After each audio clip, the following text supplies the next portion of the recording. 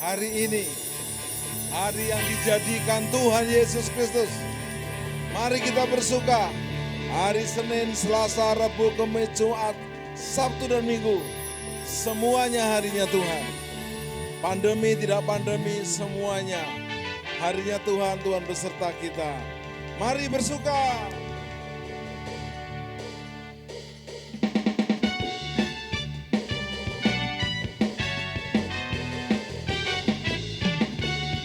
Yes, bersuka dalam Tuhan.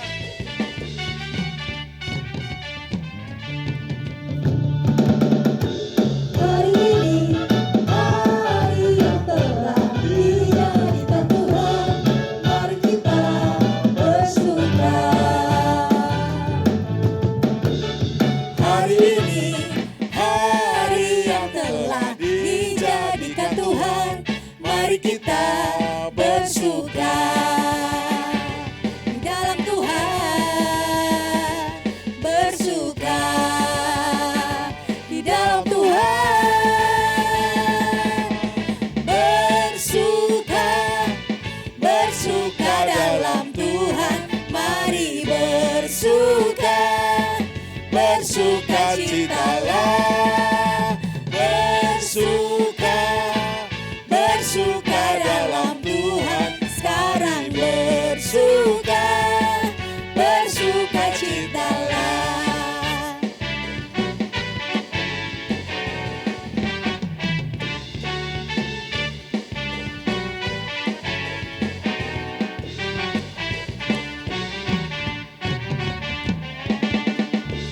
Hari ini, hari yang telah dijadikan Tuhan, mari kita bersuka.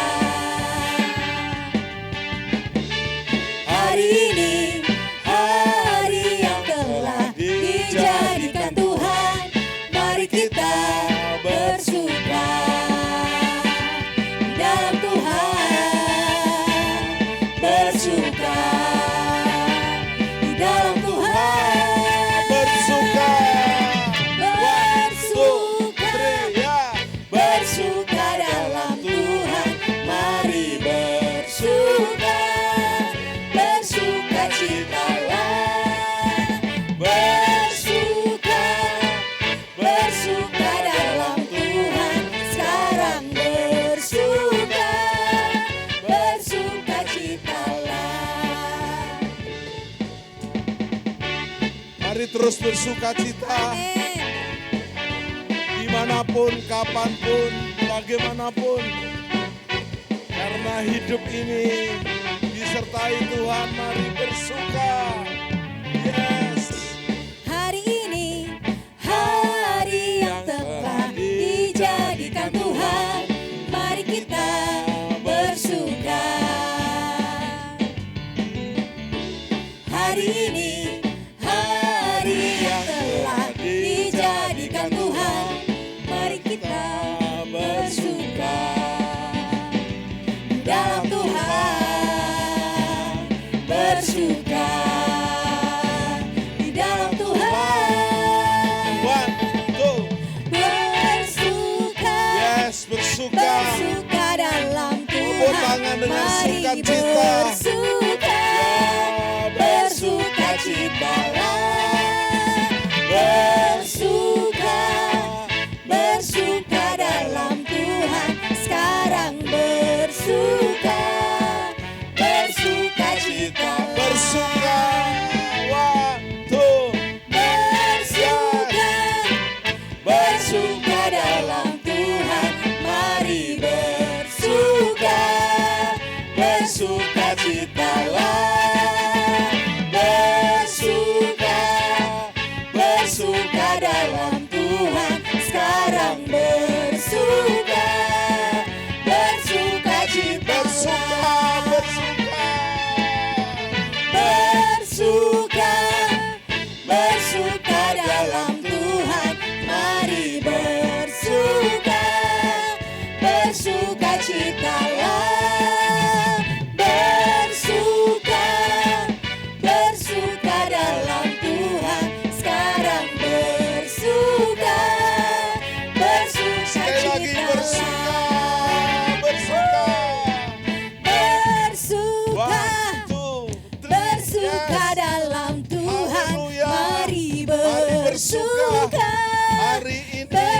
bersukacitalah, hari lusa.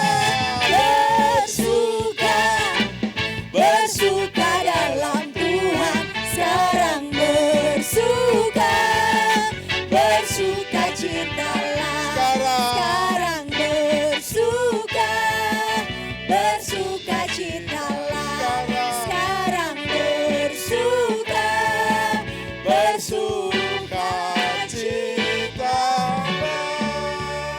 Tepuk tangan. Bersuka dalam Tuhan, sekarang bersuka. Bersukacitalah. Filipi 4 ayat 4 berkata, sekali lagi bersukacitalah dan bersukacitalah di dalam Tuhan Yesus Kristus. Yes.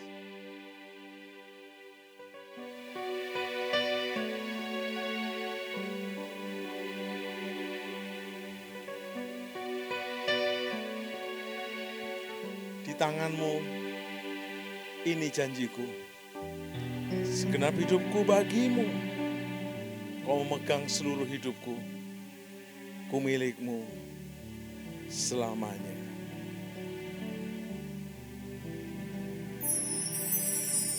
Di tanganmu, ini janjiku. Segenap hidupku bagimu, kau memegang seluruh hidupku, ku milikmu selamanya.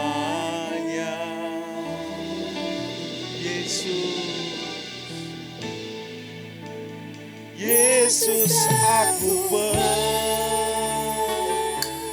kami percaya Bapa, di dalam Yesus dan Roh Kudus, kami adalah milik-Mu. Ku hidup karenamu. Yes, dan hanya untuk-Mu selamanya.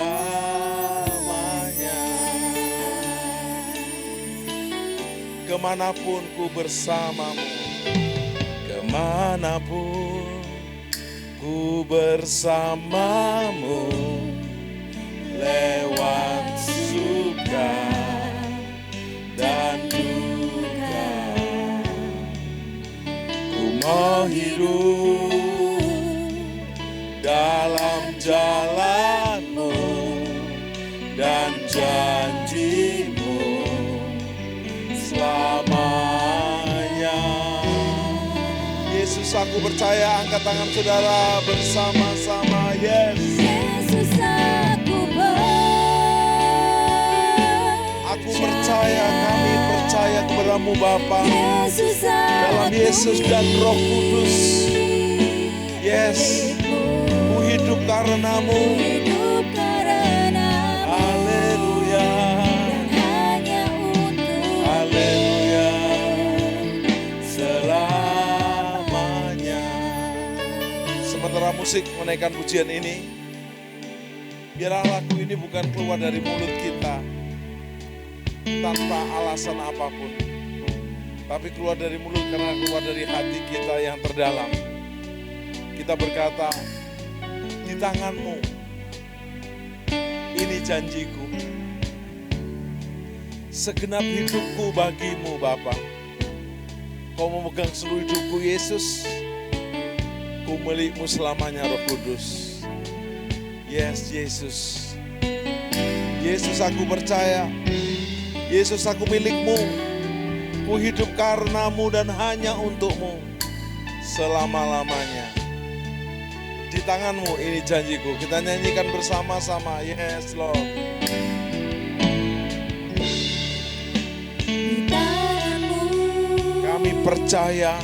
ini janji. Inilah janji komitmen kami. Setiap hidupku. Yes. Bagimu. Kau memegang seluruh hidupku. Ku milik-Mu selamanya. Yesus.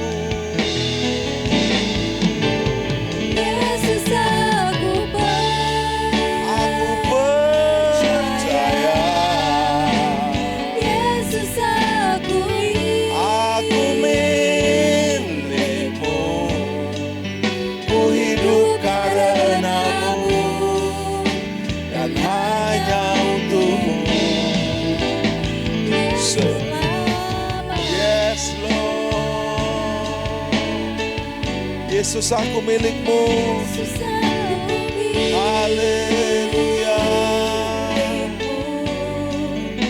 Hidup karenamu dan hanya untukmu selamanya. Together saying, Jesus, I believe in you. Together, yeah. I believe In you. Yes, Jesus. Jesus, I belong to you. You're the reason that I live, the reason that I see. Jesus, I believe. Yes, Father, Jesus and Holy Spirit, I belong to you. You're the reason that I live, the reason that I see. With all I am, with all I am, with all I am, with all I am, with all I am. One more, with all I am, with all I am. Worship to Father, Jesus, and Holy Spirit. We worship you, Father. We worship you, Jesus. We worship you, Holy Spirit. Hallelujah.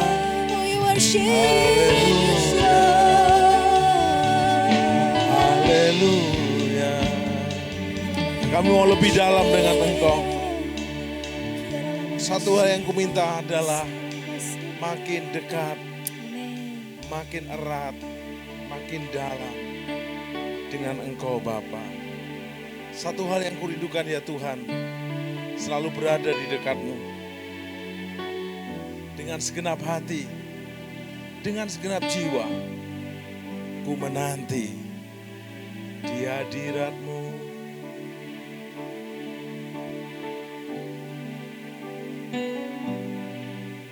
Satu hal yang ku rindukan ya Tuhan, selalu berada di dekat-Mu.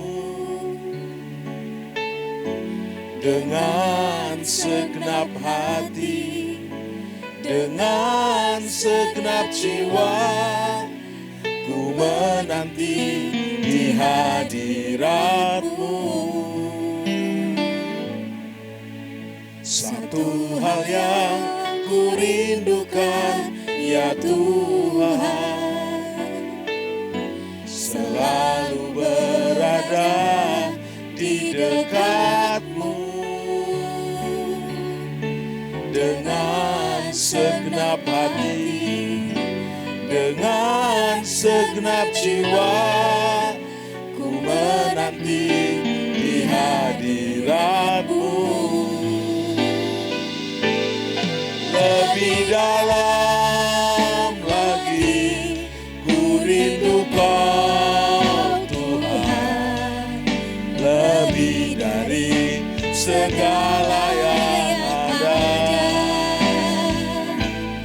Lebih dalam lagi ku cinta Kau Yesus, ku mengasihimu.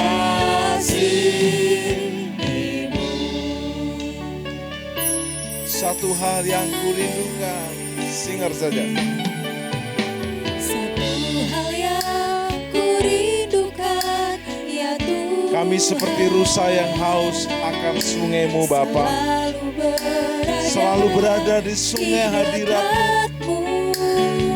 Dengan segenap hati kami, dengan segenap jiwa kami, dengan segenap jiwa, ku menanti di hadirat-Mu.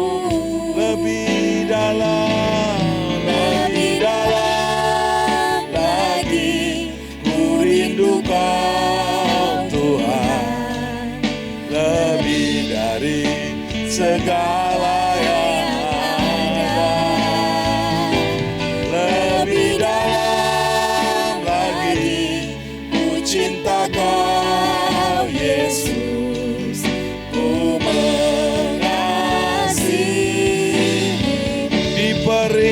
with you, deeper in love with you, deeper in love with you. I love you more than anything in life. Deeper in love with you, deeper in love with you. Oh, how I love you, Lord. Oh, how I love you, Lord Jesus. Oh, how I love you. Tepuk tangan buat Yesus yang kita cintai. Ku ingin selalu bersekutu denganmu. Mari kita nikmati hadirat Roh Kudus yang melawat setiap kita. Dimanapun engkau berada, di rumah-rumah, di kantor, di perjalanan. Kau dalam hidupku, Nikmati. ku indah Yes, Lord. bersamamu Selamanya. Ku ingin selalu ingin selalu bersekutu denganmu, menikmati hadiratmu. Biarkan Roh-Mu tinggal dalam hidupku. Sungguh indah bersamamu, sungguh indah, sungguh indah bersamamu, sungguh indah bersamamu.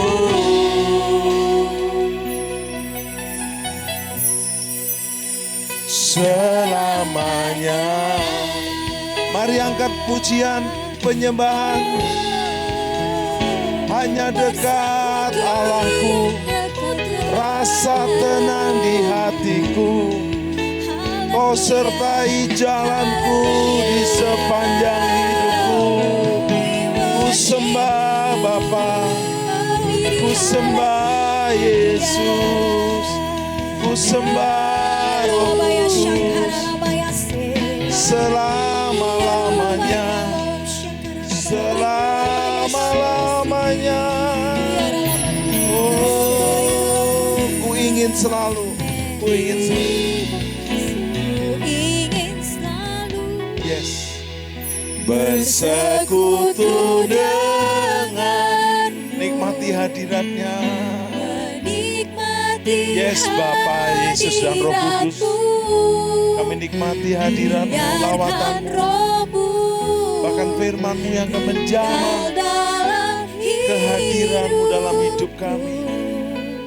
Sungguh indah bersamamu, sungguh indah, sungguh indah bersamamu, sungguh indah. Bersamamu.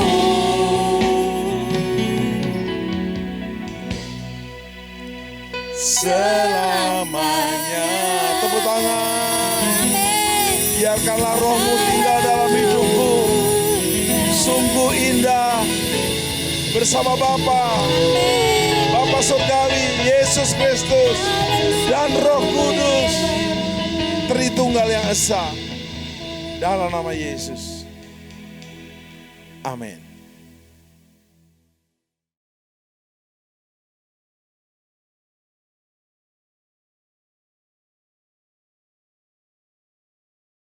Shalom saudara, dalam edisi Voice of Pentecost kali ini, kita akan membahas mengenai kekuatan bukan ketakutan.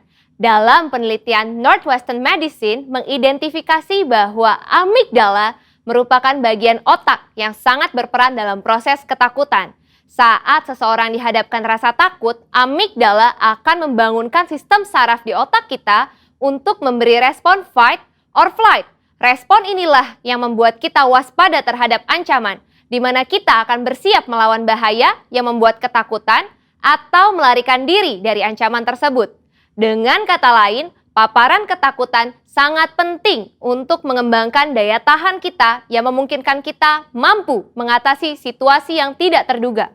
Pandemi COVID-19 adalah situasi yang penuh dengan ketidakpastian, sehingga tidak heran jika kita akan menemukan kesulitan melewati masa-masa ini. Tapi ingat, segala sesuatu yang terjadi di dunia ini pasti atas seizin Tuhan. Tuhan mempunyai rencana bagi setiap orang yang berserah kepadanya, dan Ia tidak akan membiarkan umatnya binasa. Ia menguji setiap umatnya dengan peristiwa untuk membangun dan membentuk kerohanian setiap kita. Sebagai orang percaya, seharusnya kita mampu mengendalikan rasa takut, bukan malah dikuasai oleh ketakutan. Pertanyaannya sekarang, bagaimana setiap orang percaya dapat menang dari ketakutan dan menjadikannya kekuatan? Yang pertama, alihkan pandangan dari masalah kepada Tuhan. Matius 8 ayat 25-26 berkata, "Maka datanglah murid-muridnya membangunkan dia," katanya, "Tuhan, tolonglah, kita binasa." Ia berkata kepada mereka, "Mengapa kamu takut, kamu yang kurang percaya?" Lalu bangunlah Yesus menghardik angin dan danau itu. Maka danau itu menjadi teduh sekali. Kebanyakan dari mereka yang berada di dalam perahu ini adalah nelayan dan sudah terbiasa dengan situasi ombak maupun badai yang bisa datang kapanpun. Namun, angin ribut kala itu pasti sangatlah ekstrim, sehingga mereka menjadi sangat ketakutan dan berpikir bahwa mereka akan binasa. Hebatnya, Yesus dapat tidur di tengah-tengah angin ribut yang mengerikan seperti itu. Inilah yang seharusnya terjadi pada kita yang telah menjadi murid Yesus. Meskipun persoalan besar datang menderu, kita bisa tetap tenang dan tidak menjadi panik. Perlu diingat bahwa bukan apa yang masalah bisa perbuat terhadap kita, tapi apa yang Tuhan bisa lakukan atas kita. Tuhan Yesus juga mengalami rasa takut ketika ia berdoa di Taman Getsemani. Namun di dalam ketakutannya, ia tetap memandang kepada Bapa. Demikian juga seharusnya kita. Jika kita melihat ada seseorang yang sepertinya tidak takut apa-apa, mungkin orang itu bukannya tidak takut, tetapi dia sudah berhasil mengalahkan rasa takutnya. Yang kedua, tetap dalam hadirat Tuhan. Dalam Markus 6 ayat 49 sampai dengan 50 menceritakan, suatu malam para murid diguncang rasa takut setelah Yesus mengadakan mukjizat dengan memberi makan kepada lebih dari 5.000 orang. Tuhan meminta para murid berangkat terlebih dahulu ke Betsaida supaya dia dapat berdoa sendirian. Sepanjang malam itu, ketika para murid sedang bersusah payah mendayung melawan angin sakal, tiba-tiba mereka melihat Yesus berjalan di atas air. Para murid menjadi sangat ketakutan dan bahkan mengira Yesus adalah hantu. Saat Yesus mendekat kepada perahu dan murid-muridnya mendengar suaranya, "Tenanglah, aku ini, jangan takut." Maka badai reda dan ketakutan pun diusir. Setelah Yesus naik ke perahu, angin kencang tiba-tiba berhenti dan mereka dapat melanjutkan perjalanan hingga tiba di pantai dengan selamat. Ketika Tuhan hadir dalam hidup setiap orang percaya, maka semua badai hidup yang membuat ketakutan akan diubah menjadi damai sejahtera dan kekuatan. Rasul Paulus menasehati dalam 2 Timotius 1 ayat 7, "Sebab Allah memberikan kepada kita bukan roh ketakutan, melainkan roh yang membangkitkan kekuatan, kasih, dan ketertiban." Dari ayat ini, kita belajar bahwa Roh Kudus memberikan kita damai sejahtera dan mengusir roh ketakutan di dalam setiap orang percaya yang tetap tinggal di dalam hadirat Tuhan. Yang ketiga, melangkah maju bersama Tuhan. Pemazmur menulis, Tuhan menetapkan langkah-langkah orang yang hidupnya berkenan kepadanya. Mazmur tersebut selanjutnya memberikan gambaran indah tentang pemeliharaan Allah yang setia atas siapapun yang mau berjalan bersamanya. Taurat Allahnya ada di dalam hatinya, langkah-langkahnya tidak goyah. Melangkah maju bersama Tuhan menunjukkan bahwa tanpa Tuhan seseorang tidak dapat berbuat apa-apa. Melangkah maju bersama Tuhan mempunyai implikasi bahwa Tuhan terlibat dalam semua aspek kehidupan. Ia yang memegang kendali penuh atas kehidupan kita. Bila kita selalu melibatkan Tuhan dalam keseharian kita, maka kita akan semakin kuat dan apa saja yang kita kerjakan pasti berhasil. Kesadaran akan penyertaan Tuhan akan memberikan rasa aman dan damai sejahtera yang akan menghilangkan segala ketakutan. Sebagai manusia, wajar bila kita mengalami ketakutan, tapi jangan sampai kita dikuasai oleh ketakutan tersebut, sebab kita bisa mengubah ketakutan menjadi kekuatan, yaitu dengan cara fokus kepada Tuhan, bukan kepada masalah, sehingga kita bisa tetap tinggal di dalam hadirat Tuhan dan mampu melangkah maju, karena Tuhan ada beserta kita. Saudara, untuk penjelasan lebih lengkapnya dari tim teologi kami, jangan lupa buka link yang ada di atas atau scan QR Code yang tersedia. Salam integritas, Tuhan Yesus memberkati.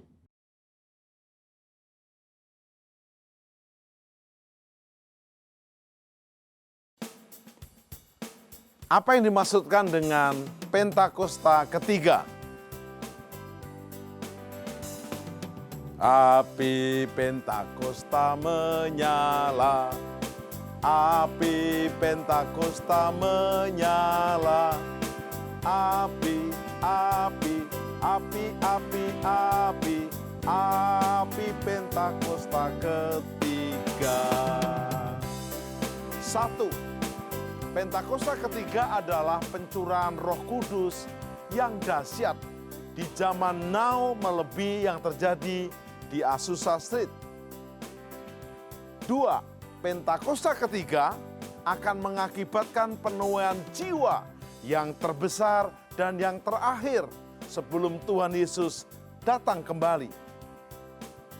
3. Pentakosta ketiga akan membangkitkan generasi Yeremia, yaitu anak-anak muda yang dipenuhi Roh Kudus, cinta mati-matian kepada Tuhan Yesus, tidak kompromi terhadap dosa, dan akan bergerak untuk memenangkan jiwa.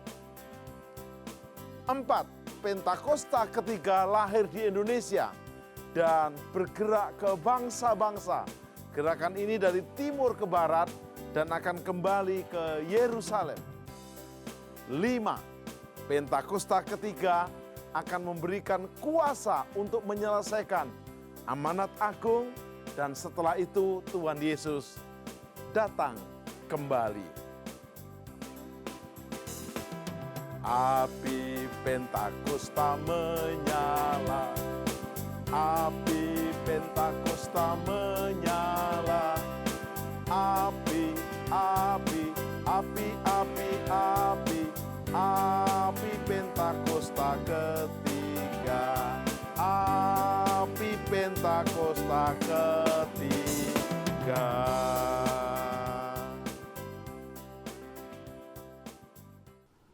Salam miracle. Yesus Kristus adalah masternya miracle. Bapak Ibu Saudara, kekasih-kekasih Tuhan, Yesus dikandung, dilahirkan dengan miracle. Sepanjang kehidupan dan pelayanannya penuh miracle. Puncaknya saat kematiannya, kebangkitannya, dan kenaikannya ke surga. Dan dia memberikan amanat agung untuk melipat gandakan miracle-miracle itu kepada para muridnya termasuk kita saat ini. Bahkan dia akan datang pada puncak miracle di awan-awan di akhir zaman, dia akan datang menjemput kita.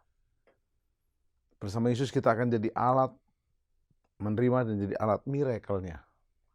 Saat ini kita akan belajar dari topik tema yaitu jangan membatasi Tuhan. Jangan membatasi Tuhan.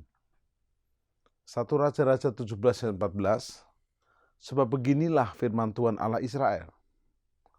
Tepung dalam tempayan itu tidak akan habis, dan minyak dalam buli-buli itu pun tidak akan berkurang, sampai pada waktu Tuhan memberikan hujan ke atas muka bumi. Ini ucapan Elia kepada janda Sarfat, yang sudah memberikan makan kepada Nabi Elia. Dan ini sangat powerful, cocok untuk kita di era pandemi saat ini.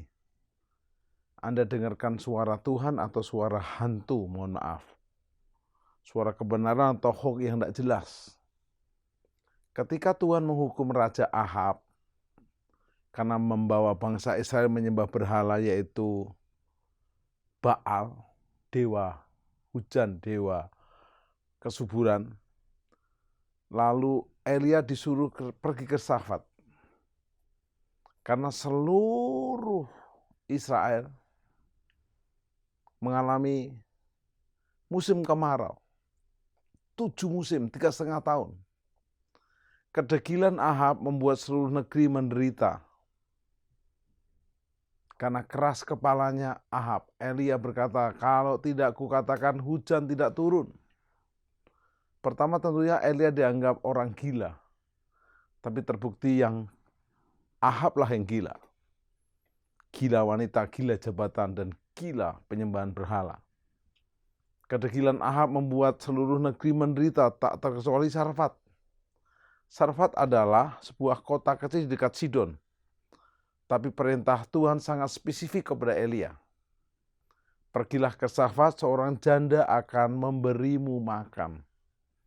Kalau kita disuruh pergi ke seorang yang kaya, pengusaha, kita lebih nyaman rasanya.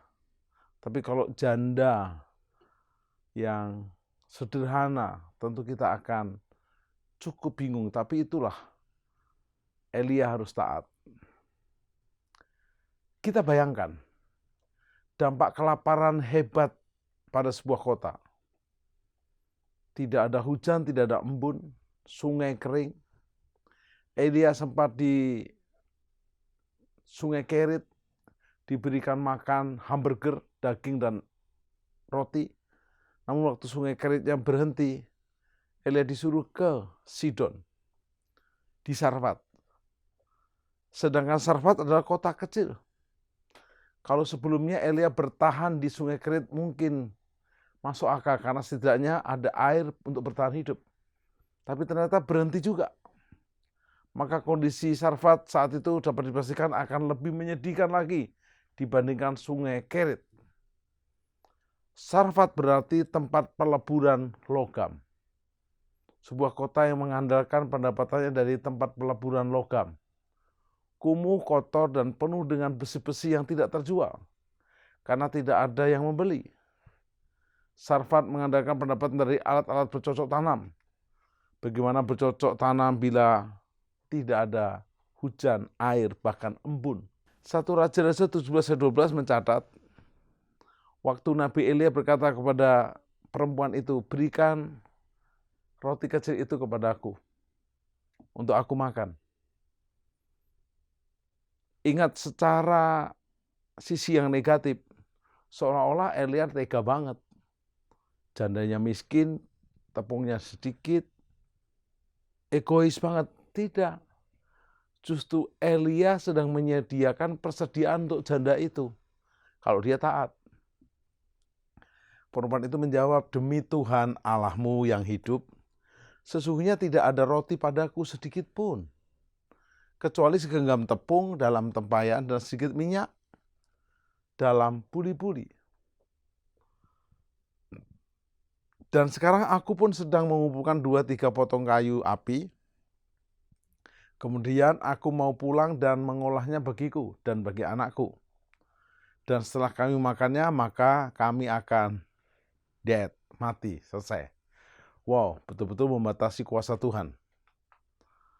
Dari ayat ini bisa tergambarkan bagaimana kondisi Sarfat saat itu. Janda itu tahu apa yang dimiliki saat itu. Tidak cukup untuk hidupnya dia sendiri, apalagi untuk Nabi Tuhan. Saat Elia datang dan meminta minum, ia masih sanggup memberikan. Tapi saat Nabi itu minta makan, janda itu menjelaskan keadaannya dengan penuh kegetiran. Roti yang dibuat dengan segenggam tepung dan sedikit minyak adalah menu makanan bukan untuk mengenyangkan. Lebih ke arah menu penghabisan untuk menjelang kematian. Seorang janda yang sudah sangat sulit hidupnya, dengan seorang anak tanpa suami yang membantunya, maka roti yang dibuat janda itu adalah lambang keputusasaan. Seringkali saat keputusasaan melanda hidup kita menjadi liar tak karuan. Mengharap bantuan yang tak kunjung datang. Tidak berdaya karena keterbatasan. Marah pada semua orang yang tidak peduli kepada keadaan kita. Tak jarang orang mengambil jalan pintas dan gelap mata. Karena itu kita perlu jalan keluar. Dan ternyata Nabi Elia memberikan sebuah solusi jalan keluar. Itu yang diharapkan oleh janda di Sarfat. 1 Raja-Raja 17 ayat 13. Tetapi Elia berkata kepada janda itu, perempuan itu, janganlah takut. Pulanglah ke rumahmu, buatlah seperti yang telah kau katakan. Tetapi buatlah lebih dahulu bagiku sepotong roti bundar kecil daripadanya. Dan bawalah kepadaku. Kemudian barulah kau buat bagimu dan bagi anakmu. Wow, sangat-sangat berani. Elia sedang membuatkan sebuah penyediaan. Elia sangat memahami keadaan janda tersebut.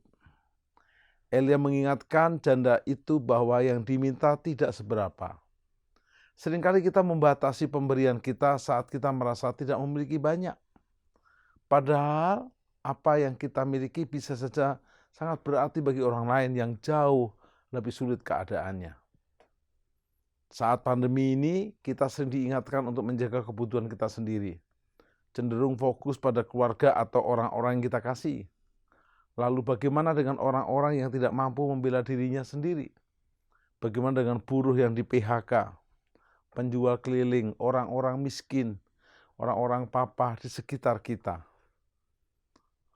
Tuhan pun ada untuk mereka melalui perantaraan kita. Tangan kita, hati kita, pemberian kita dinantikan mereka. Dan itu disebabkan karena semata-mata Tuhan memberi kemampuan kepada kita untuk memberi dan berbagi. Kita diberi lebih, kita diberi kasih karunia lebih. Bukankah lebih baik tangan yang memberi daripada tangan yang meminta? Kita naikkan pujian ini, tak terbatas kuasa-Mu Tuhan. Semua dapat Kau lakukan.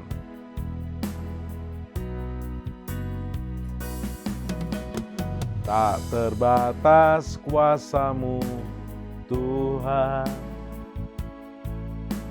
semua dapat Kau lakukan.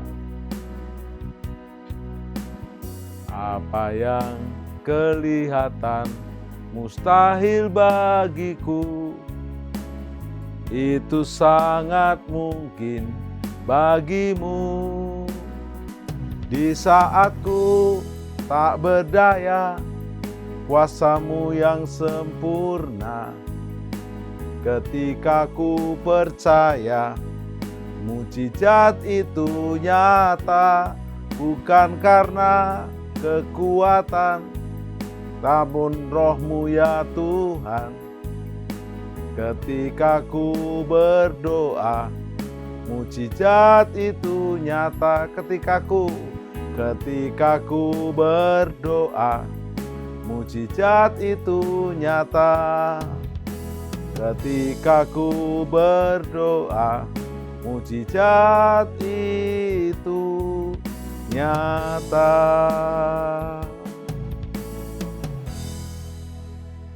1 Raja-Raja 17 ayat 14 berkata, sebab beginilah firman Tuhan Allah Israel.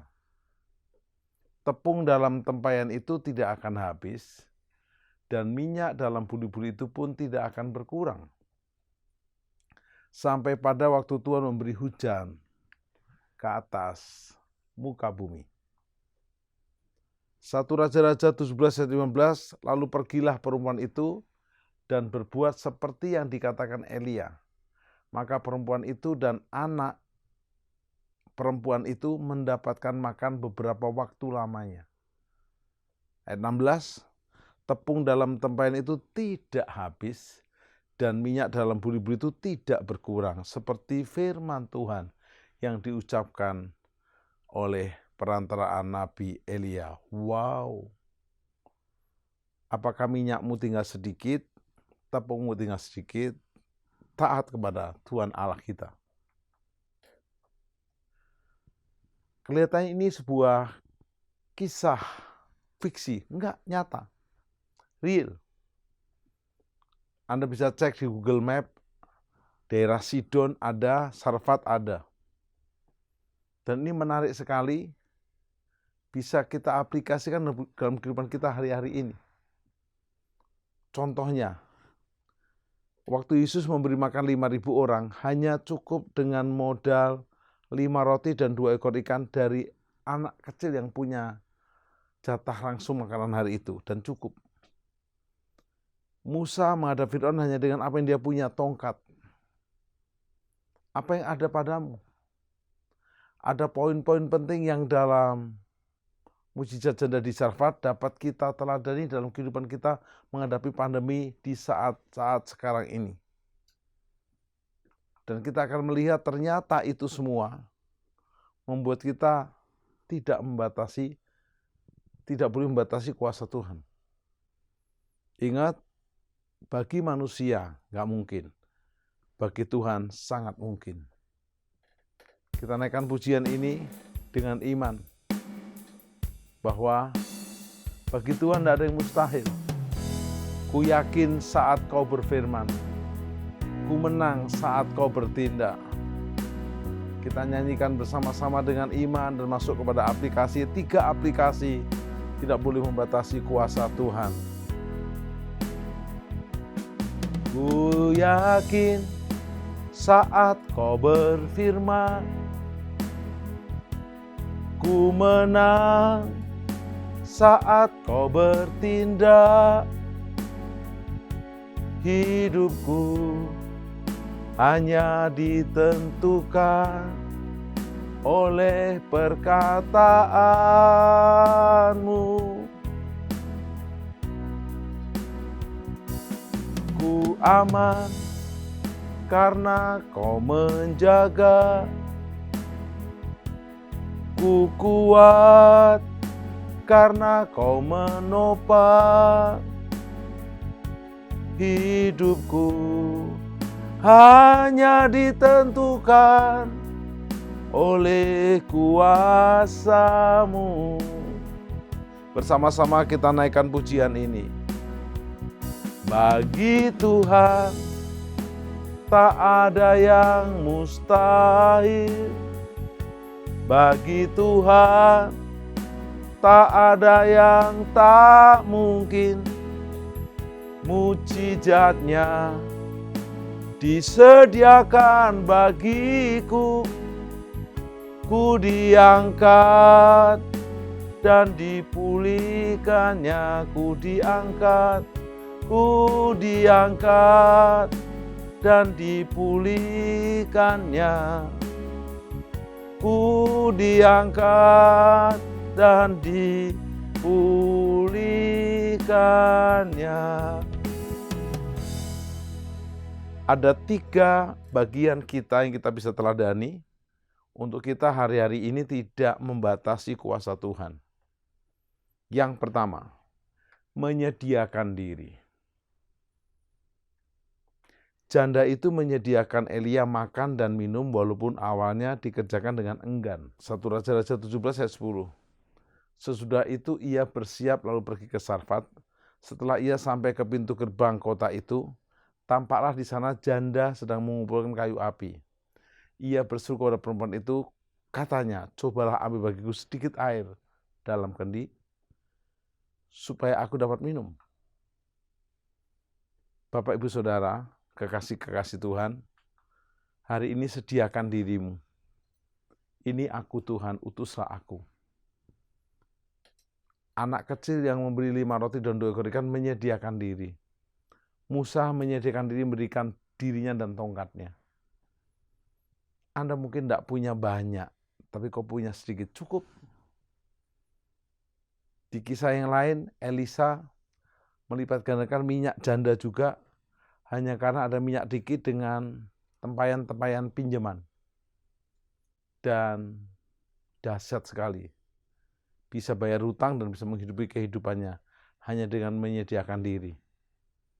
Hari-hari ini jangan nunggu orang lain. Mulai dari diri, menyediakan diri.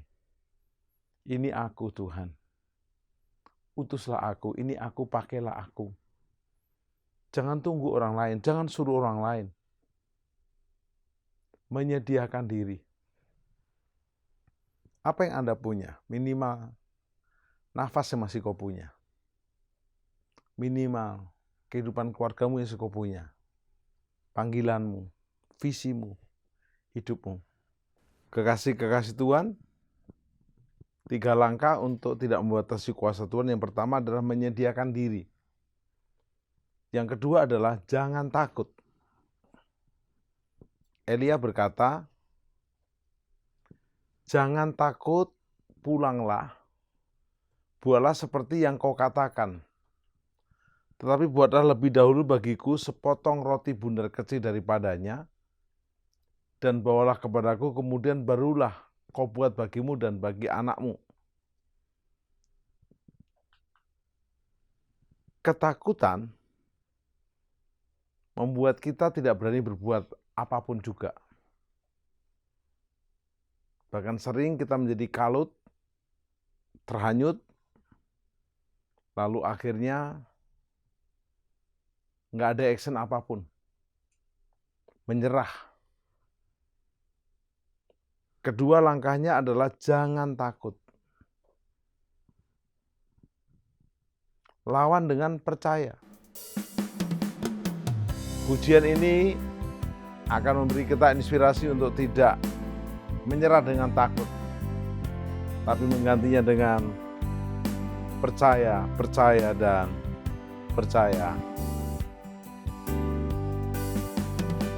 Saat ku tak melihat jalanmu, saat ku tak mengerti rencanamu, namun tetap ku pegang janjimu, pengharapanku hanya padamu.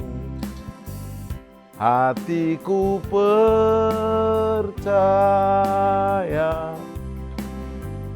hatiku percaya,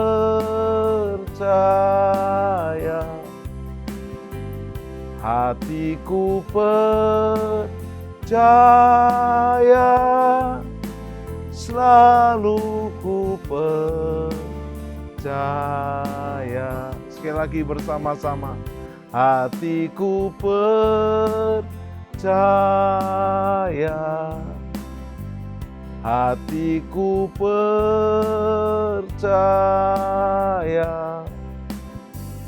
hatiku percaya,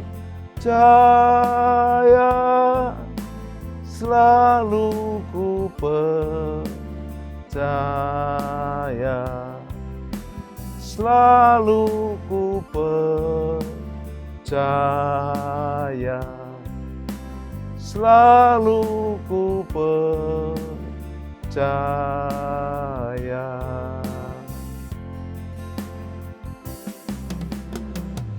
Jadi janda di Sarfat ini memilih untuk melawan ketakutannya dengan percaya.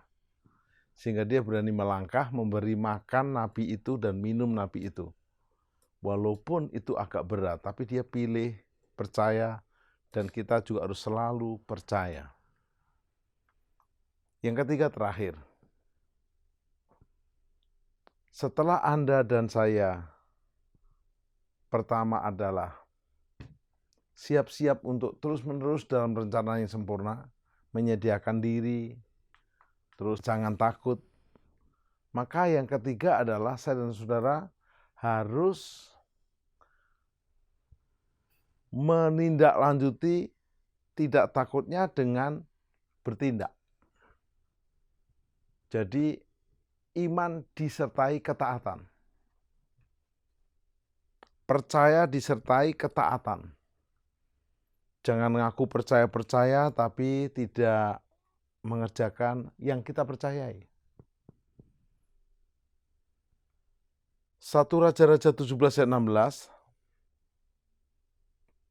tepung dalam tempayan itu tidak habis, dan minyak dalam buli-buli itu tidak berkurang.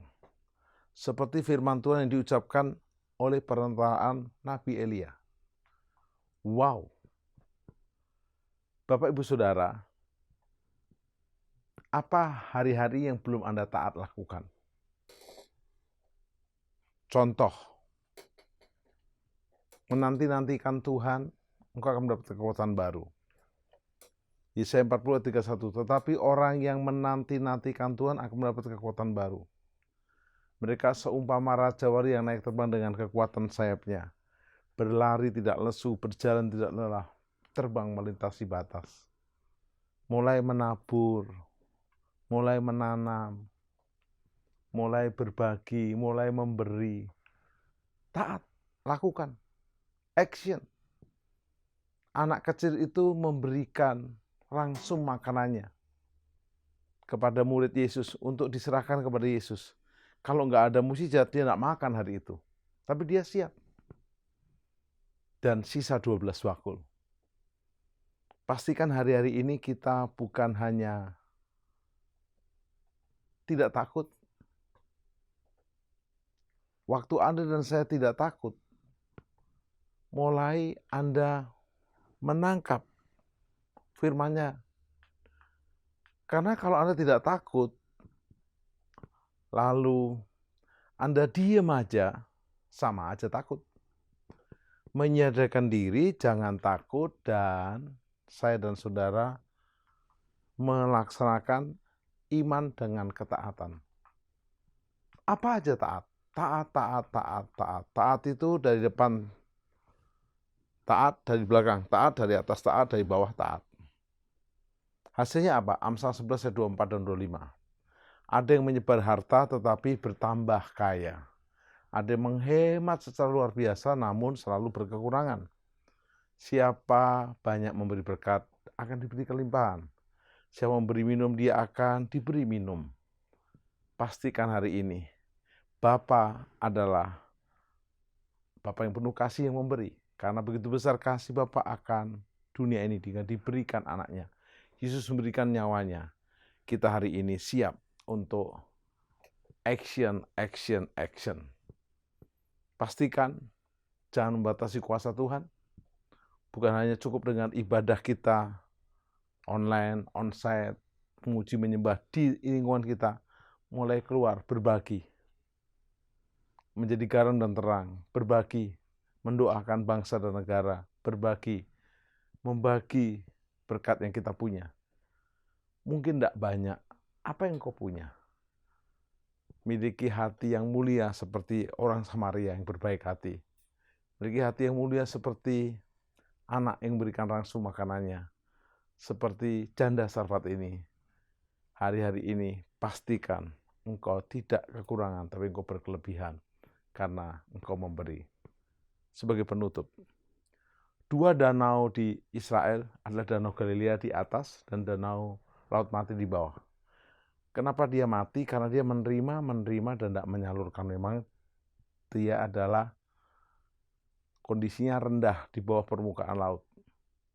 300-400 meter. Sedang Galilea cukup 90-100 di bawah permukaan laut, tapi dia bisa mengalirkan ke bawah.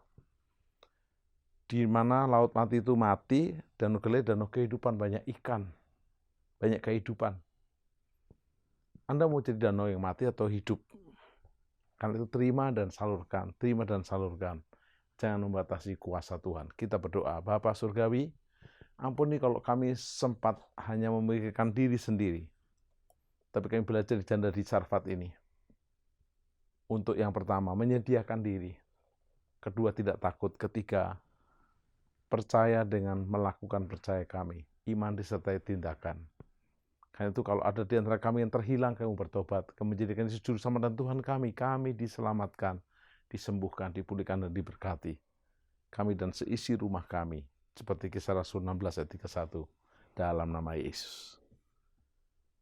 Amin. Deklarasi iman Mazmur 91.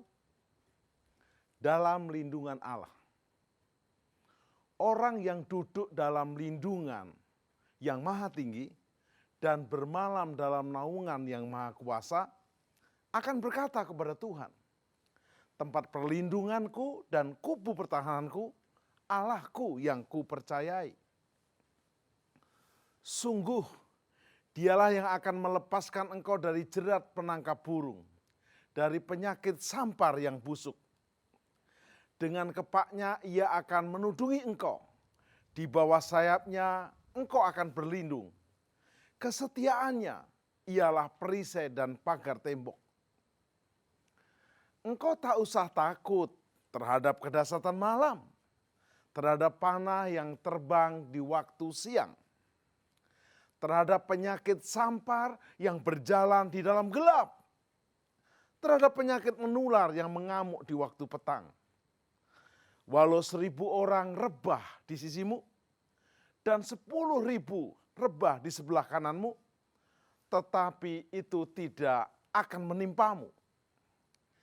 Engkau hanya menontonnya dengan matamu sendiri dan melihat pembalasan terhadap orang-orang fasik. Sebab Tuhan ialah tempat perlindunganmu, yang maha tinggi telah kau buat tempat perteduhanmu.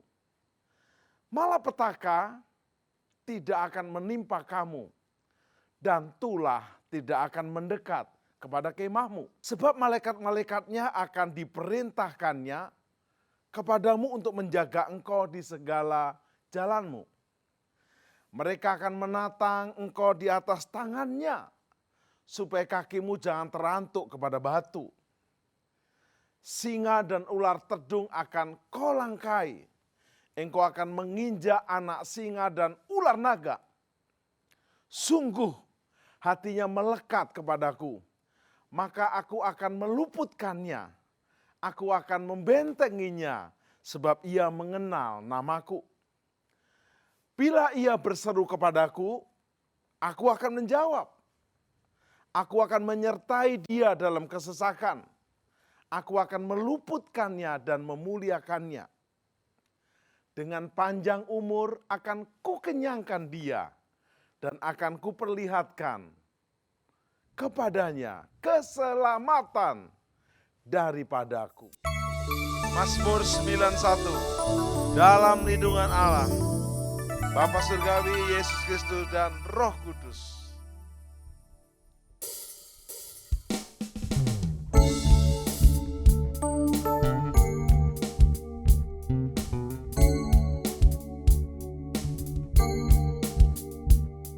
Orang yang duduk dalam lindungan yang maha tinggi dan bermalam dalam naungan yang maha kuasa,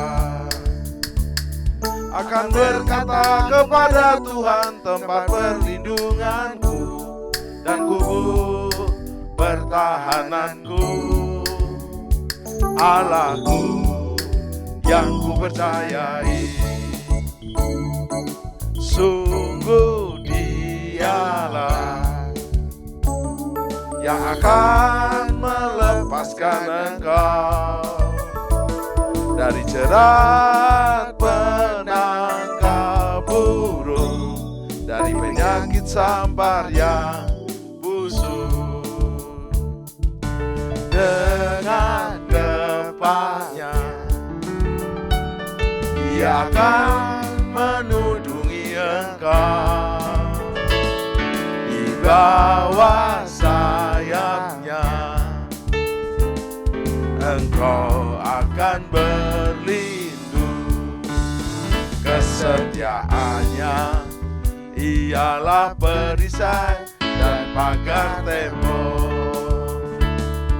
Engkau tak usah takut terhadap kedahsyatan malam, terhadap panah yang terbang di waktu siang, terhadap penyakit sampar yang berjalan di dalam gelap, terhadap penyakit menular yang mengamuk di waktu petang.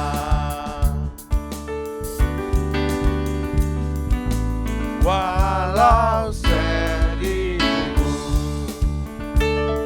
orang rebah di sisimu dan 10.000 di sebelah kananmu, tetapi itu tidak akan menimpamu.